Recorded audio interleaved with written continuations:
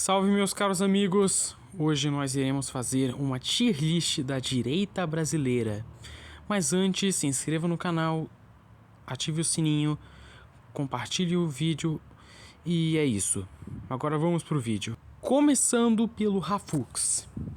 Para quem não sabe, o Rafux é um youtuber monarquista e integralista brasileiro que faz vídeos sobre história, política e memes.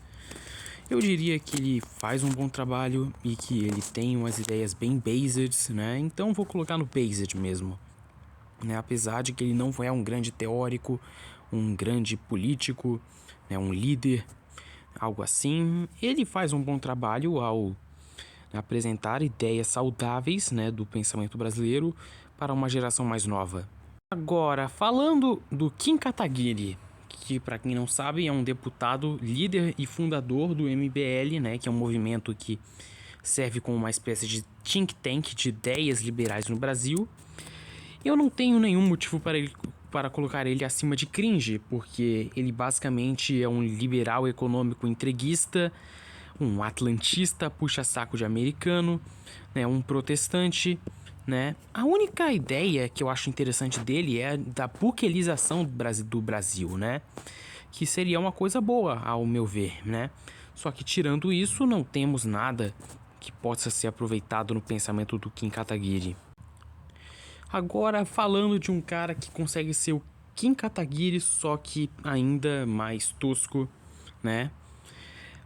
Temos o Fernando Holliday, que é um ex-membro do MBL que se diz conservador ao mesmo tempo que é LGTB.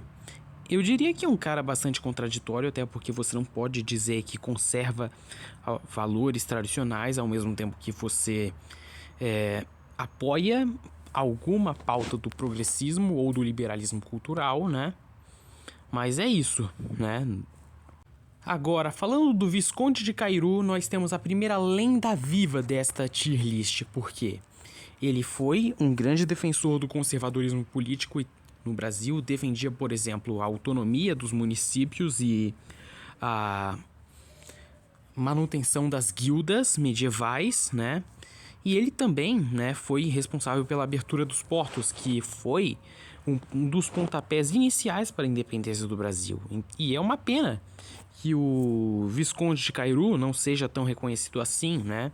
Apesar de ele ser patrono de uma das cadeiras da Academia Brasileira de Letras. Agora, por falar em Rafux, nós temos agora o principal ideólogo dele, né? E na verdade de toda a FIB, o Plínio Salgado, né? Que, ao contrário do que muitos pensam, não era exatamente um fascista, mas sim um nacionalista, conservador, autoritário, assim como Salazar. Eu diria que as ideias dele eram, no geral, uma das melhores coisas que poderiam ter acontecido com o Brasil se elas tivessem sido implantadas, né? Ou seja, porque ele defendia o nacionalismo brasileiro, a rejeição tanto do liberalismo quanto do comunismo, a manutenção dos valores da família e a forte influência da Igreja Católica na sociedade, né? Economicamente, ele era um corporativista, mas não um corporativista fascista, porque o fascismo ele propõe o totalitarismo econômico, que é o controle total do Estado sobre a economia. Já o Plínio Salgado ele defendia um corporativismo descentralizado, baseado em guildas e sindicatos locais. E o meu problema com o Plínio Salgado, para ser sincero, é o fato de que o movimento dele, a AIB, não era explicitamente católica, né? E que não era explicitamente monárquica, apesar do Plínio Salgado ser monarquista. Mas enfim, é isso, né, que eu tenho a dizer sobre ele. Agora, falando do Impera.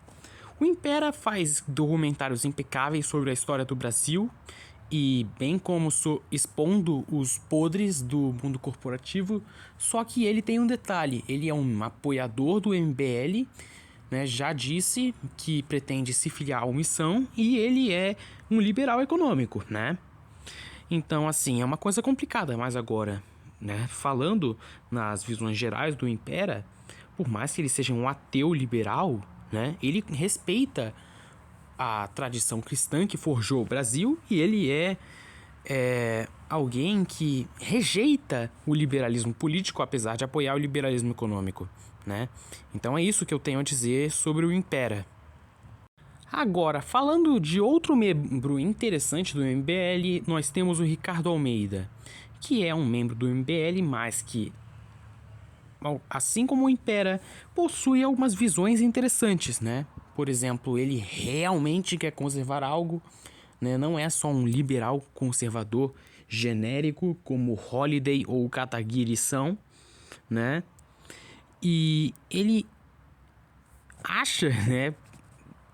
E agora eu vou discordar dele, né? Que o ideal de sociedade seria uma sociedade islâmica, né? O que é entendível, porque comparado com a sociedade liberal progressista degenerada do Brasil contemporâneo, realmente uma sociedade islâmica parece ser uma boa alternativa, só que, né, não é a religião verdadeira, é a católica, né? Então eu vou deixar ele no ok. Agora, outro membro do MBL, além do Ricardo Almeida, que eu acho que vale a pena colocar no ok, seria o Renan Santos, porque ele também é um conservador mais firme, assim como o Ricardo Almeida, e porque ele percebeu, né, no seu livro Amarelo, que o liberalismo econômico em excesso faz mal, defendendo, ao invés disso, uma economia mais bem regulada, né? E isso eu respeito, né? Agora, falando de um cara que talvez nem devesse estar nessa lista, nós temos o Arthur Duval, mais infamemente conhecido como Mamãe Falei. É um youtuber liberal, agnóstico, né, que faz vídeos defendendo o ponto de vista materialista dele, que deriva do iluminismo, né? Ele é um atlantista ferrenho, tanto que ele foi para a Ucrânia e causou uma polêmica que já eu vou falar sobre ele, né? E uma coisa interessante sobre o Arthur Duval é que há pouco tempo atrás, antes dele entrar em debate com o Nando Moura, ele era favorável à legalização do aborto e das drogas, né? E ele só deixou de ser a favor depois de tal debate.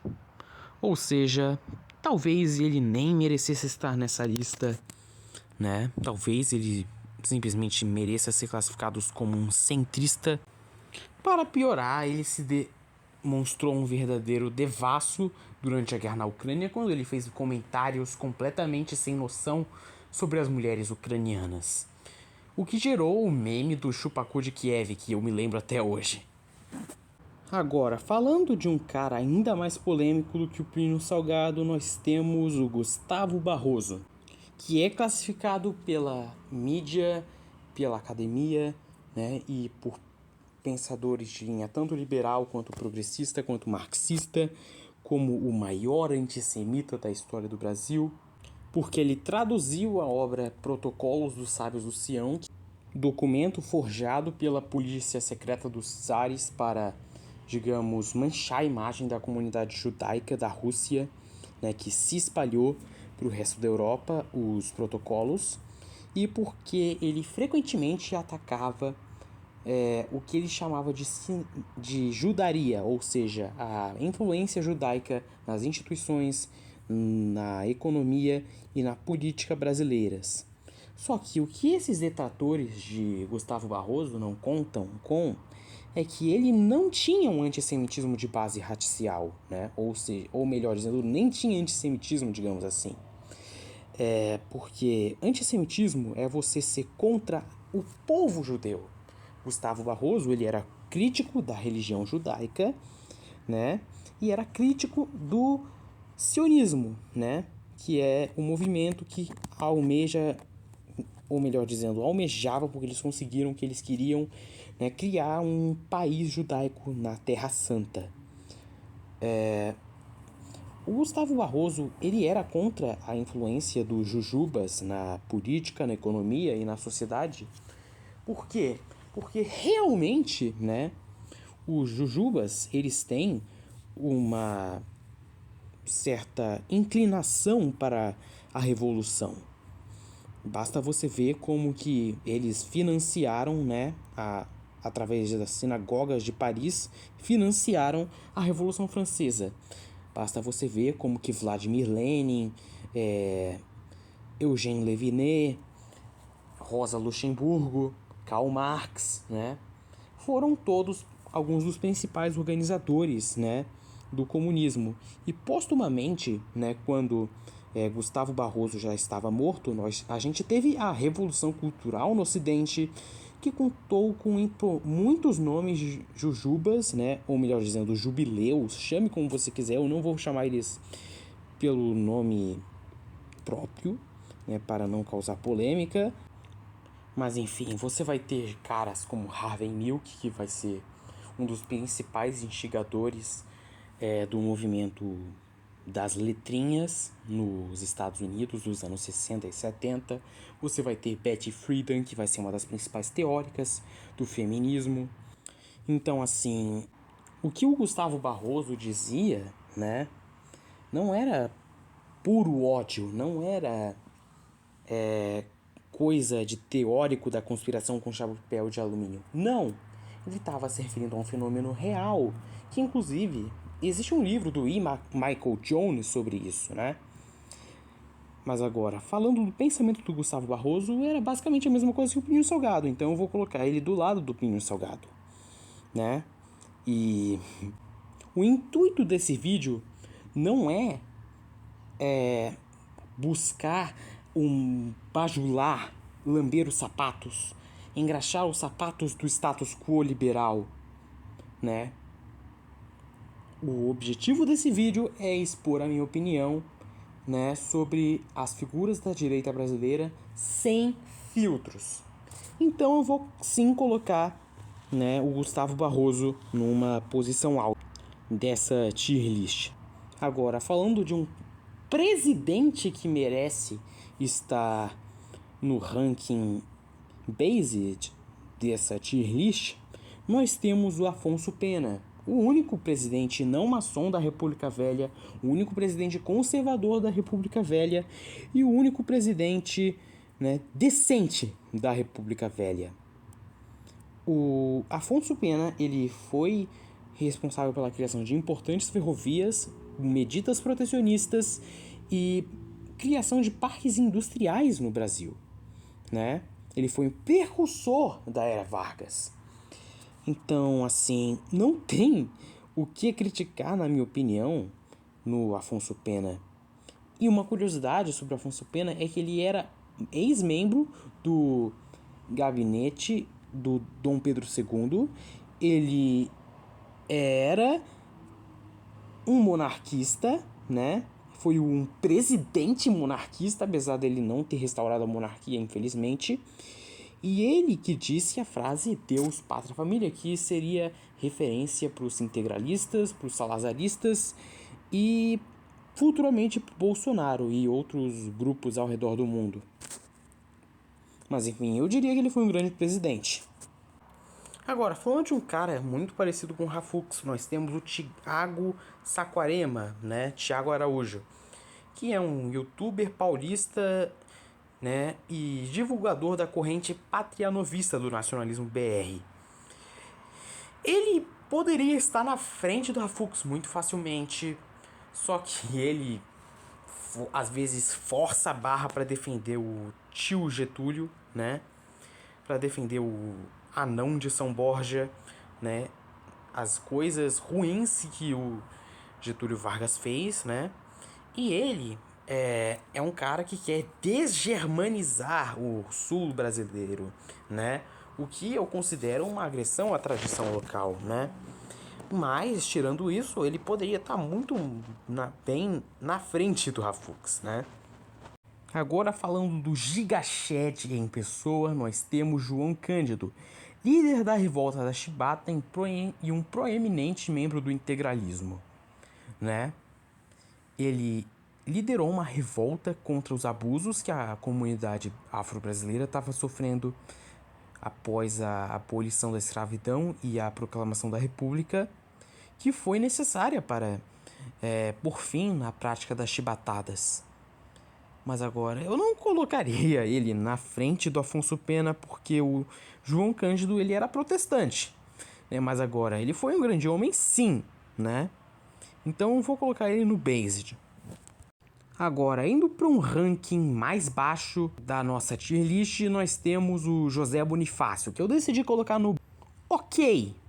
Por quê? Porque auxiliou Dom Pedro I a nos livrar das cortes liberais e lisboetas, vintistas, que queriam escravizar o Brasil e dividir ele em várias colônias, como era os Estados Unidos antes da independência. Agora, ele foi ele próprio um vintista, um liberal maçom sem vergonha. O José Bonifácio, ele sempre desprezou aqueles que realmente tiveram peso na nossa independência, como o Visconde de Cairu, que ele chamava de corcunda, e Dom João VI, que ele chamava de velho, né? O José Bonifácio, ele foi um traidor de Dom Pedro I e ele inclusive chegou a articular com Simão Bolívar uma invasão ao Brasil. Né? E eu não sei por que Dom Pedro I decidiu colocar o próprio filho sobre as rédeas deste boçal, talvez porque ele era um intelectual, talvez porque ele era muito inteligente, né? Apesar de ser um liberaleco, só que isso teve bons resultados? Teve, só que também teve resultados terríveis.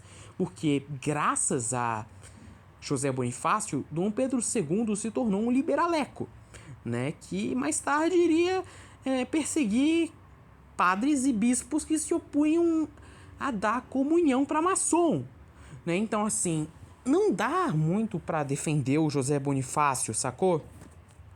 Agora nós falamos do Cavaleiro Negro Arlindo Veiga dos Santos, fundador do primeiro movimento negro da história do Brasil, né, a FNB, e líder e fundador da AIPB, Ação Imperial Patronovista Brasileira, movimento de caráter nacionalista católico, tradicionalista monárquico e corporativista, que esteve ativo desde a Revolução de 30 até mais ou menos o ano em que o Estado Novo começou, né? Porque Getúlio Vargas ele mandou banir todos os partidos e movimentos políticos que se opunham de alguma forma a ele, instaurando assim o único período totalitário da história brasileira. E eu poderia dizer que eu tenho uma convergência completa com o pensamento de Dr. Arlindo Veiga, né? Eu estou atualmente lendo o livro dele, né, Para a Ordem Nova, e estou gostando bastante. Já li o livro As Raízes Históricas do Patronovismo, que é um bom livro para quem quer conhecer a história da monarquia brasileira sobre uma perspectiva tradicional católica, né? Então, assim, foi um líder fenomenal, um dos melhores primeiros ministros que o Império do Brasil não teve. Até porque o Império foi abolido antes mesmo do Arlindo ter nascido, infelizmente. Mas teria sido um ótimo primeiro-ministro. Agora, falando de mais um herói da independência esquecido, além do Visconde de Cairu, nós temos o Frei Sampaio, um frei católico, amigo de Dom Pedro I, que escreveu o Dia do Fico, né? Escreveu o documento do Dia do Fico. E sem ele, o Dia do Fico não teria se concretizado. E, acima de tudo, eu coloco ele no Lendas Vivas, porque ele mostra que a independência brasileira não é uma independência como qualquer outra da América Latina. Não foi uma independência forjada por grupos maçônicos, como foi a Revolução de Simão Bolívar na Venezuela, Colômbia e Equador, né? Foi um movimento para contrariar ao vintismo e as cortes liberais de Lisboa, né? Então, assim, eu diria que esse Frei Sampaio, ele junto do Frei Arrápida, né, que foi outro líder muito importante da independência brasileira e um negociador muito hábil durante as negociações para o Brasil ser reconhecido por Portugal. E agora existe uma difamação contra o Frei Sampaio que alega que ele teria sido um maçom, Mas isso não procede porque ele não foi afiliado à maçonaria. Ele apenas visitou uma loja maçônica uma vez para nunca mais voltar, porque ele percebeu depois que aquilo não era coisa de Deus. Uma prova viva do espírito católico da independência do Brasil, que os radicais nunca vão contar para você. Agora, já que eu falei do melhor primeiro-ministro que nós nunca tivemos, Arlindo Veiga dos Santos, por que não falar da melhor imperatriz que nós não tivemos? Dona Isabel I, a imperatriz que não foi, né? Ela foi a pessoa que assinou a Lei Áurea, que aboliu a escravidão em todo o país, foi amiga do notório abolicionista André Rebouças, e ela tinha até mesmo a chamada Guarda Negra, que era uma milícia organizada pelo José do Patrocínio, que era outro líder abolicionista, para proteger, né, a princesa de ataques de latifundiários e pessoas a favor da escravidão, né? Então, assim, só que ela foi traída, né? Porque ela era a favor da proibição da maçonaria, ela era contra da comunhão para maçom, ao contrário do pai dela, Dom Pedro II, né? E ela provavelmente teria encerrado a questão religiosa no Brasil, talvez com direito a concordata com a Santa Sé. Se ela tivesse subido ao poder, quem sabe a nossa industrialização teria começado mais cedo. Só que a República e o golpe de 15 de novembro vieram e tiraram do Brasil uma das maiores chances de se desenvolver da sua história, né? Então, né, vou colocá-la na Lendas Vivas porque ela merece isso. Agora nós temos um cara que muita gente acha que eu gosto, porque eu não coloquei ele na lista dos piores presidentes da história do Brasil, mas que é meio que o oposto de como eu vejo ele. Ou seja, eu não gosto dele, né? Jair Bolsonaro, o presidente mais inútil da história do Brasil e também um dos mais sádicos. Um cara completamente irresponsável durante a pandemia, um cara completamente inútil que não teve nenhum avanço pro Brasil durante o governo dele, e um cara que agiu como uma esfinge diante do progressismo, apesar de toda a sua retórica de ser a favor da família, do direito à vida, Deus, pátria, família, tá ok? Né? Ele rompeu com as suas promessas de campanha, fez um governo conservador moderado demais, né? Inclusive indicou ministros progressistas pro STF, como o sem vergonha do Cássio Nunes Marques. Então, assim, Bolsonaro, honestamente, eu vou fazer um vídeo inteiro sobre ele, criticando-o, né? Mas por hora, só pra testar que eu não gosto dele, eu vou colocá-lo no cringe. Agora nós temos um dos maiores crápulas da história deste país. Carlos Lacerda, alguém que merece estar abaixo de Fernando Holliday, é dose, viu? Porque ele fazia publicações mentirosas, difamatórias contra o Getúlio Vargas, né? E olha que eu nem sou varguista, apesar de eu gostar de muitas coisas que ele fez. Mas enfim, o Carlos Lacerda era um mentiroso contumaz, né? Ele era financiado pela CIA, pelos Estados Unidos. Ele era amiguinho de agente americano. Era um grande entreguista.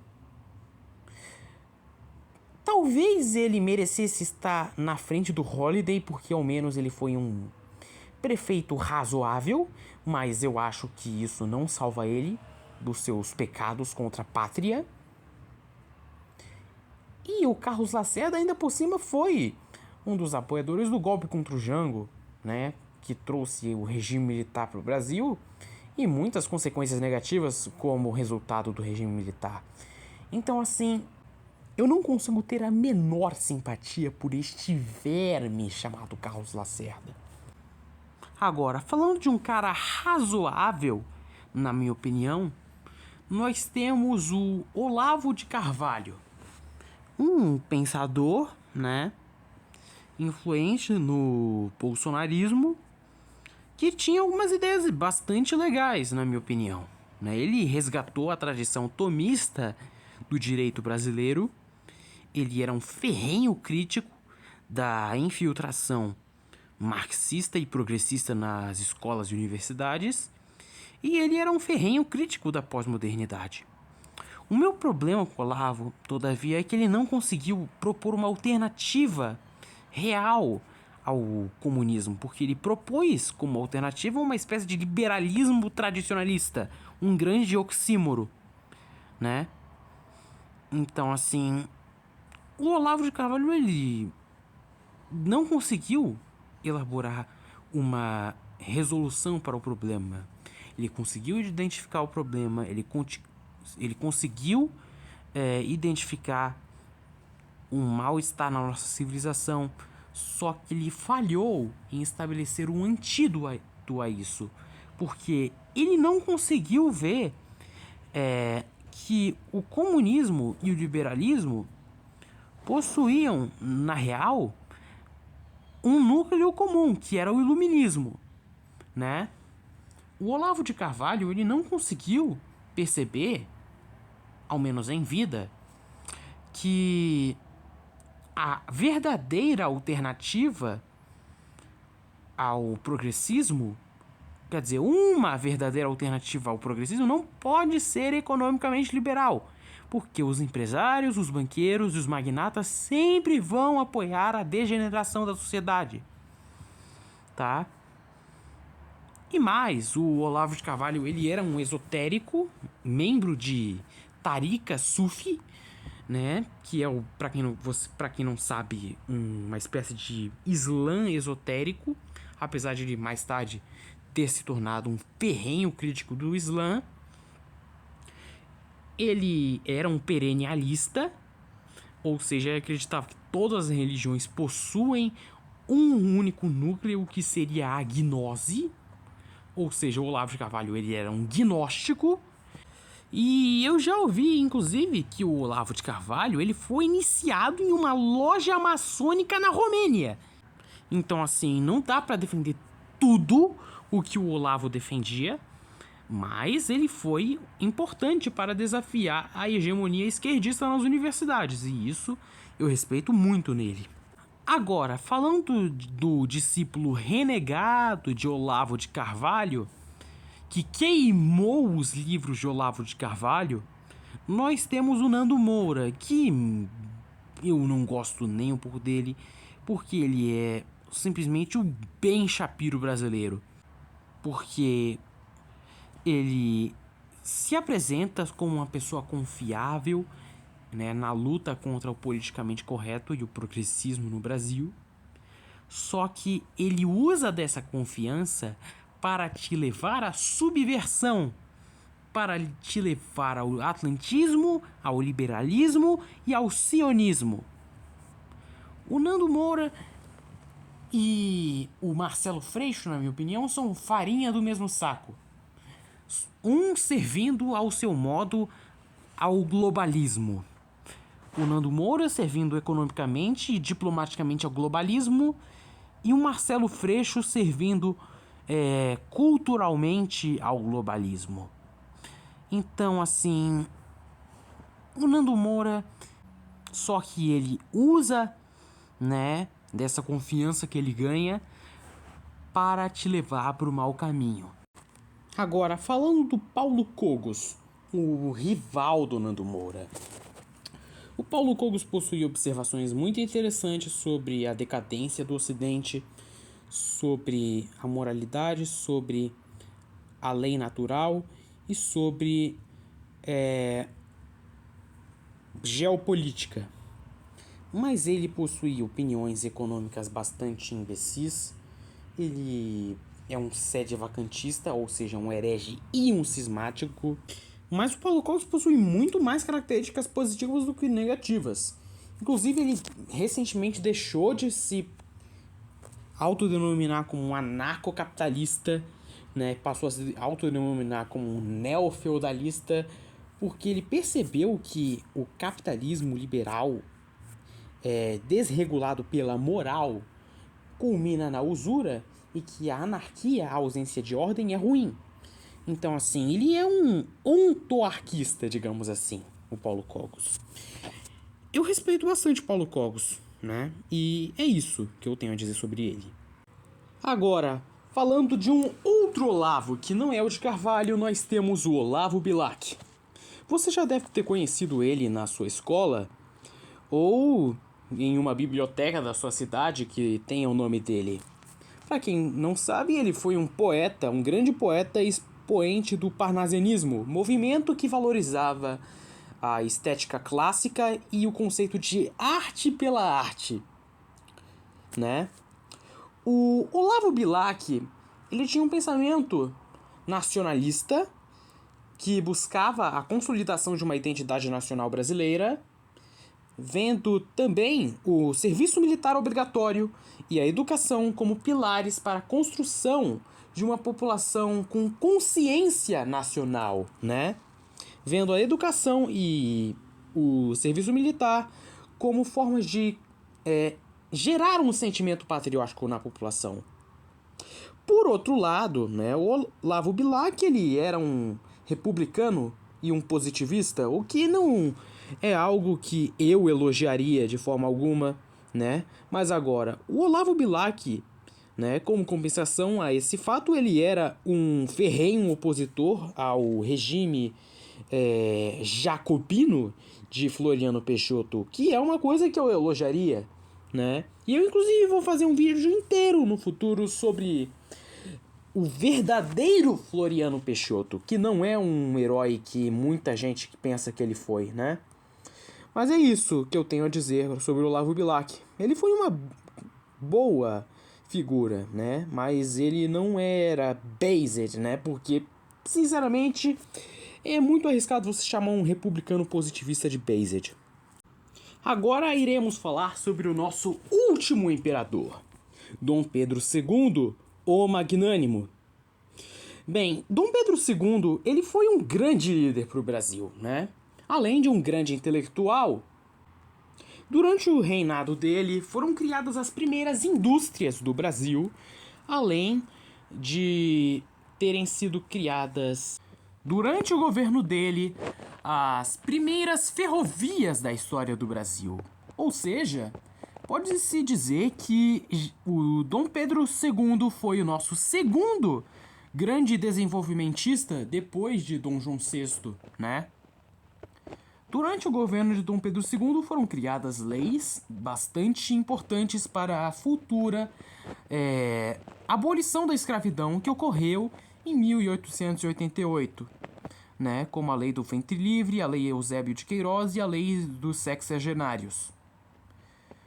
Todavia, o fato de Dom Pedro II ter sido criado pelo liberal José Bonifácio fez com que ele tomasse algumas decisões erradas durante o reinado dele.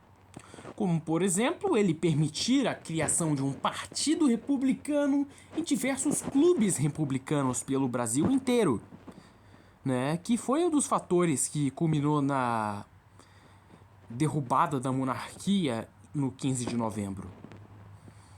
Ele também cometeu um erro que é uma consequência da sua educação pelo liberal José Bonifácio, né, de brigar com a Igreja Católica ao proibir a excomunhão de maçons pelos bispos brasileiros e permitir deliberadamente a maçonaria, o que fez com que ele não só perdesse a legitimidade espiritual de seu governo, mas também perdesse muito apoio popular, né?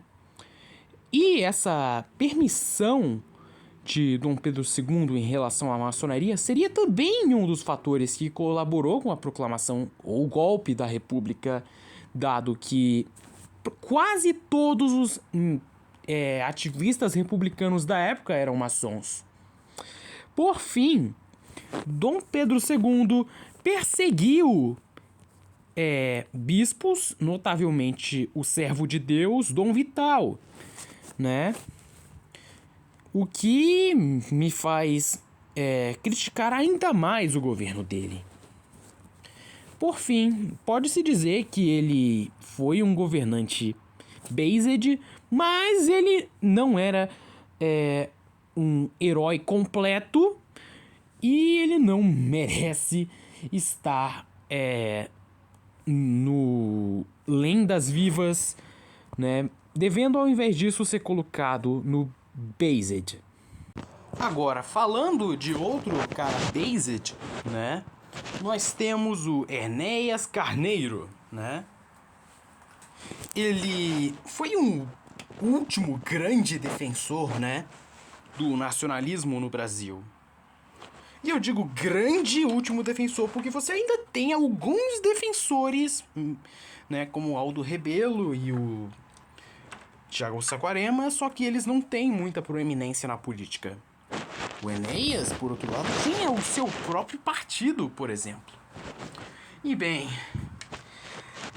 eu tenho algumas discordâncias com ele no que se refere ao quê? No que se refere ao controle de preços, né? Que é uma medida econômica desastrosa que ele apoiava. Mas agora, de resto, eu não tenho nada a reclamar dele, né? Se eu tivesse que escolher entre qualquer outro candidato e ele, eu com certeza votaria nele, né? E eu não tenho muito a dizer sobre ele, né? E agora, falando de um cara que também possui uma visão política muito saudável, nós temos o Super Xandão, que eu vou colocar no bom. Por que eu não vou colocar ele no Based? Porque, bem, ele é um terraplanista e porque ele não é um político, ele é só um youtuber.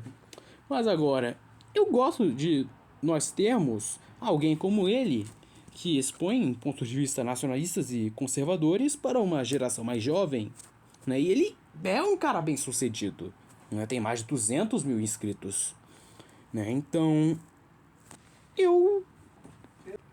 E falando do único presidente que eu considero razoável do período militar, nós temos o Ernesto Geisel.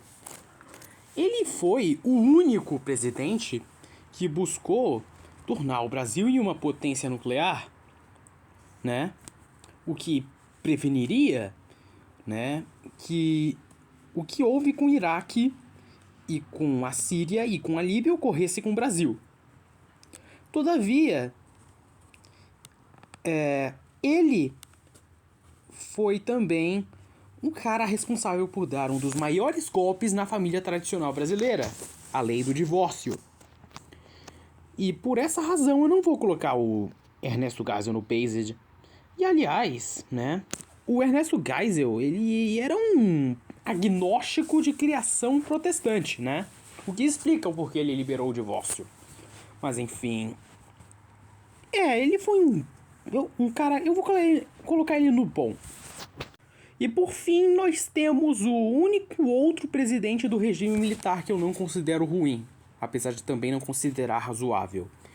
O Emílio Médici, que foi o cara responsável por liquidar a guerrilha do Araguaia e trazer um dos maiores períodos de crescimento econômico da história do Brasil. Todavia, o modo como esse crescimento econômico aconteceu gerou uma concentração de renda absurda nas elites brasileiras, o que explica o porquê. Atualmente o Brasil possui um dos maiores índices de higiene do mundo, né?